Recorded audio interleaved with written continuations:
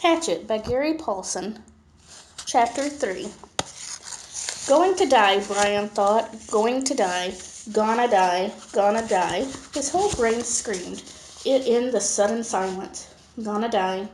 He wiped his mouth from the back of his arm and held his nose down. The plane went into a glide, very fast glide that ate altitude, and suddenly there weren't any lakes.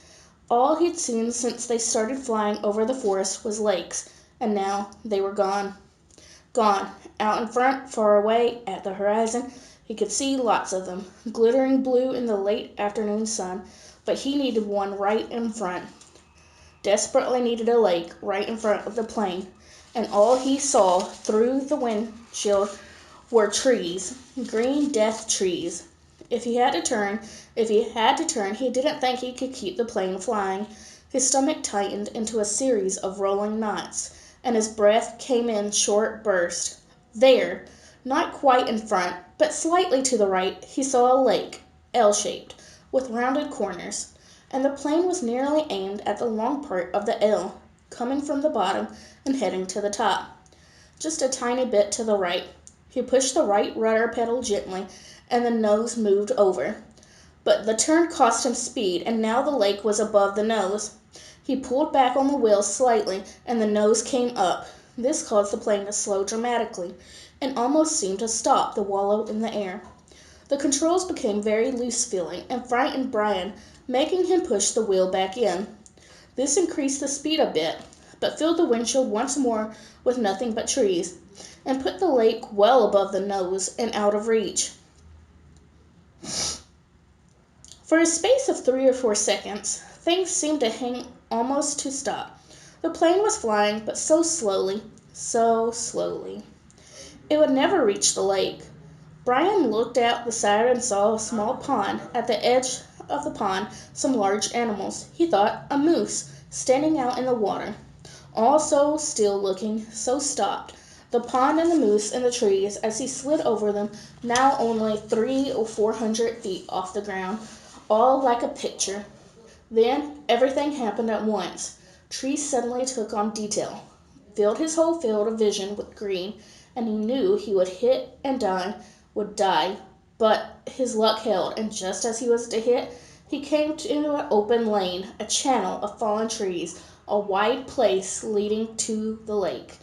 The plane, committed now to landing, to crashing, fell into the wide place like a stone, and Brian eased back on the wheel and braced himself for the crash. But there was only a tiny bit of speed left, and when he pulled on the wheel, the nose came up and he saw the front of the blue lake, and at that instant the plane hit the trees. There was a great wrenching as the wings caught the pines at the side of the clearing and broke back, ripping back, just outside the main braces. Dust and dirt blew off the floor into his face so hard he thought there must have been some kind of explosion. He was momentarily blinded and slammed forward in the seat, smashing his head on the wheel. Then a wild crashing sound, ripping of metal, and the plane rolled to the right and blew through the trees, out over the water, and down, to slam into the lake.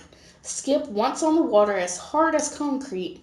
Water that tore the windshield out and shattered the side windows. Water that drove him back into the seat. Somebody was screaming as the plane drove into the water. Someone screamed, tight animal screams of fear and pain. He did not know that it was his sound, that he roared against the water that took him and the plane still deeper down in the water. He saw nothing but sensed blue, cold blue-green, and he raked at the back seatbelt batch, tore his nails loose on the hand, and ripped at it until it released. Somehow, the water trying to kill him, to end him, somehow he pulled himself out of the shattered front window, clawed up into the blue, felt something hold him back, felt his windbreaker tear, and he was free, tearing free, ripping free. But so far to the surface, and his lungs could not do this, could not hold, and were through, and he sucked water, took a great pool of water. But so far the surface, and his lungs could not do this thing, could not hold, and were through, and he sucked water, took a great pool of water that would finally win, finally take him, and his head broke into the light, and he vomited and swam, pooling without knowing what he was doing, without knowing anything, pooling until his hands caught at weeds and muck, pooling and screaming until his hands caught at last in grass and brush, and he felt his chest on land, felt his face in the coarse blades of grass, and he stopped. Everything stopped. A color came that he had never seen before, a color that exploded in his mind with the pain, and he was gone, gone from it all, spurling out into the world, spurling out into nothing. Nothing.